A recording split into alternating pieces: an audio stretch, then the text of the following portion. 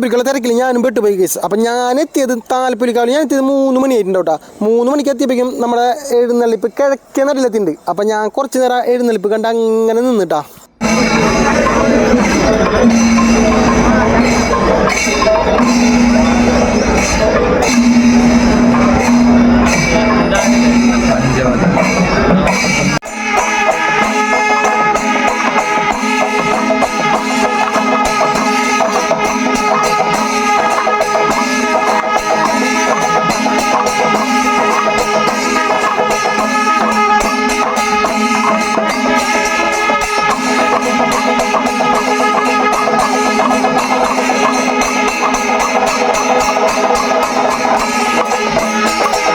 നമ്മുടെ മച്ചാടൈപ്പിനും ദേവീസുദിനും തുടങ്ങി ഞാനുകളൊക്കെ നേരം നിൽക്കുന്നുണ്ട്. ഇതിൻ്റെ ഇടയിൽ നമ്മുടെ സ്വർണ്ണക്കോലം, അതായത് കൊടുങ്ങല്ലൂരമ്മയുടെ സ്വർണ്ണക്കോലം എന്ത് ചെയ്ത് നമ്മുടെ കൊടുങ്ങല്ലൂർ അച്യുതൻ കുട്ടിയുണ്ട്. നല്ല ലക്ഷണമൊത്താനീനും ഈ അച്യുതൻ കുട്ടീനെ 1985 ശ്രീനാരായണപുരം വെമ്പല്ലൂരുള്ള കണക്കശ്ശേരി ശിവശങ്കരൻ കൊണ്ട് ക്ഷേത്രത്തിൽ നടയിരുത്തിയാണ്ട ഈ ലക്ഷണമൊത്ത കൊമ്പനെ.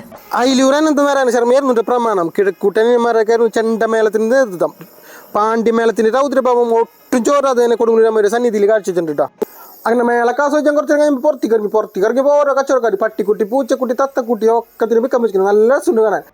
അവിടെ നേരെ ഞാൻ പോയത് വടക്കനടയിലുണ്ട്. വടക്കനടയിൽ റൈറ്റിക്ക് പറഞ്ഞാൽ നമ്മുടെ മരണക്കാരുടെ തൊട്ടി കുഞ്ഞാൽ സ്പേസ് കണ്ടിട്ട്, ലെഫ്റ്റിക്ക് പറഞ്ഞാൽ നമ്മുടെ വഞ്ചിയൊക്കെ ഇട്ട് നമ്മൾ നേരെ വഞ്ചിയോടേക്ക് പോയിട്ടാ. വഞ്ചിയോടെ എത്തിയപ്പോൾ വഞ്ചിയിൽ നല്ല തിരക്ക്. കുറേ പേര് വഞ്ചി കിടന്ന് നടന്നുണ്ട്, കുറേ പേര് വഞ്ചിയിൽ ടിക്കറ്റ് എടുത്തിട്ട് കയറാൻ വേണ്ടി നിൽക്കുന്നുണ്ട്. അങ്ങനെ കുറച്ച് നേരം അവരെ ആട്ടൊക്കെ ഉണ്ട് അങ്ങനെ നിന്നിട്ടാ.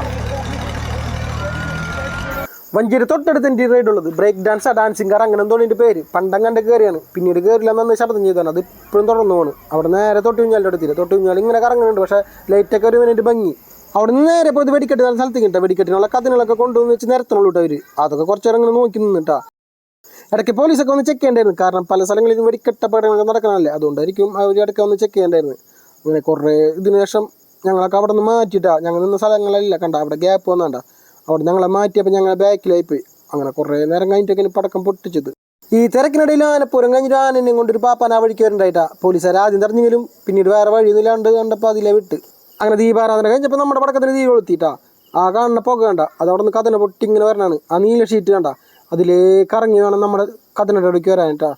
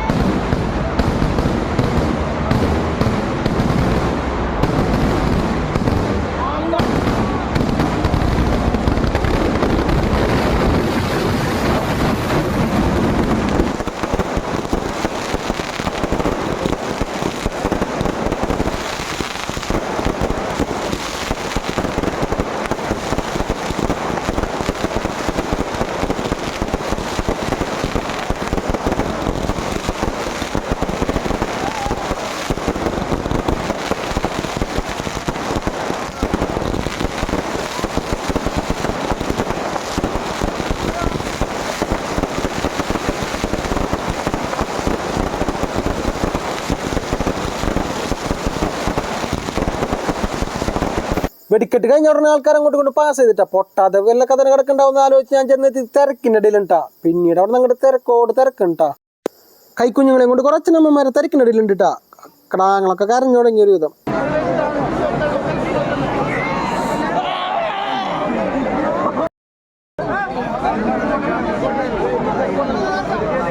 തിരക്കിൽ നിന്ന് രക്ഷിച്ച നന്ദി പറയാനും കൂടി ഞാൻ കൊടുങ്ങല്ലൂരമ്മയുടെ നടയിൽ ഒരിക്കൽ കൂടി എത്തിയിട്ടാ. അങ്ങനെ അവിടെ നേരെ നടന്ന് വടക്കനടയിലെത്തിയിട്ട് വടക്കനട നമ്മൾ നേരെ വഞ്ചിലോടേക്ക് പോയി. വഞ്ചിയൊക്കെ ലൈറ്റ് ഇട്ടപ്പോൾ നല്ല ഭംഗിയുണ്ട്. വഞ്ചി മാത്രമല്ല എല്ലാതും ലൈറ്റ് ഇട്ടപ്പോൾ നല്ല ഭംഗിയുണ്ട്. കണ്ട ഫ്രണ്ടിലുള്ള ലൈറ്റ് അറേഞ്ച്മെൻറ്റും എല്ലാം നല്ല രസമാണ്. മരണക്കിണറും തൊട്ടി കുഞ്ഞാലും നമ്മുടെ സ്പേസ് ഗണ്ണും ഒക്കെ നല്ല ഭംഗിയുണ്ട് ലൈറ്റ് ഇട്ടപ്പോട്ടാ. അങ്ങനെ അവിടെ നിന്ന് കാഴ്ചകളൊക്കെ കണ്ട് ഞാൻ പതുക്കെ തെക്കേനാട്ടിലെത്തിയപ്പോൾ സ്റ്റേജിൽ എന്തോ പരിപാടികളൊക്കെ ഉണ്ട്. അവിടെ സ്ക്രീനിലും ആ പരിപാടി വെച്ചിട്ടുണ്ട് കേട്ടോ. അങ്ങനെ അതൊക്കെ കുറച്ച് നേരം നോക്കി നിന്ന് ഞാൻ പതുക്കെ വീട്ടിൽ പോയി. പിന്നെ അടുത്ത വീഡിയോ ആയിട്ട് കാണാം കേട്ടോ നമുക്ക്.